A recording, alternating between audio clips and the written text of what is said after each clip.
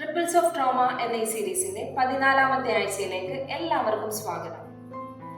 നാം എല്ലാവരും നമ്മുടെ ജീവിതത്തിൽ പലതരത്തിലുള്ള വെല്ലുവിളികളെ അഭിമുഖീകരിക്കുന്നുണ്ട്.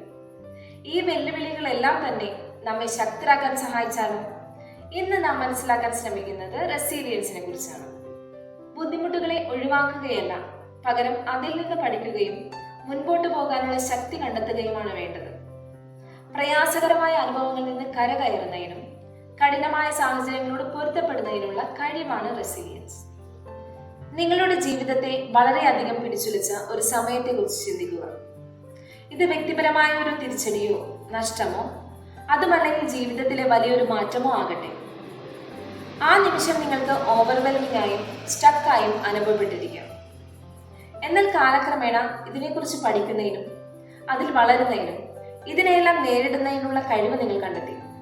ഇതാണ് റെസീലിയൻസ്. റെസീലിയൻസ് ബിൽഡിംഗ് ഒറ്റ രാത്രി കൊണ്ട് സംഭവിക്കുന്നതല്ല. നിങ്ങളുടെ ഒരു സുഹൃത്തിനോട് സംസാരിക്കുകയോ വ്യായാമം ചെയ്യുകയോ നിങ്ങൾക്ക് ഏറ്റവും ഇഷ്ടപ്പെട്ട ഒരു ഹോബിയിൽ ഏർപ്പെടുകയോ ചെയ്യുന്നത് പോലുള്ള ചെറിയ ചവിട്ടുപടിയിലൂടെ സമ്മർദ്ദത്തെ നിയന്ത്രിക്കുന്നതിനും ആവശ്യമുള്ളപ്പോൾ സപ്പോർട്ട് തേടുന്നതിനും വികാരങ്ങളെ മാനേജ് ചെയ്ത് എക്സ്പ്രസ് ചെയ്യുന്നതിനും നിങ്ങൾക്ക് സാധിക്കും. നിങ്ങളുടെ അനുഭവങ്ങളെ എക്സ്പ്രസ് ചെയ്യുക എന്നതാണ് റെസീലിയൻസ് ബിൽഡിങ്ങിനുള്ള ഒരു മാർഗം. സ്വയം ചോദിക്കുക, ഇതിൽ നിന്ന് ഞാൻ എന്താണ് പഠിച്ചത്? ഇതുവരെ ഞാൻ എങ്ങനെ വളർന്നു വന്നു? കഷ്ടപ്പാടുകളിൽ നിന്ന് പഠിച്ച പാഠങ്ങളിലേക്ക് ശ്രദ്ധ മാറ്റുന്നത് പ്രതികൂല സാഹചര്യങ്ങളിൽ ലക്ഷ്യവും അർത്ഥവും കണ്ടെത്തുന്നതിന് നിങ്ങളെ സഹായിക്കും.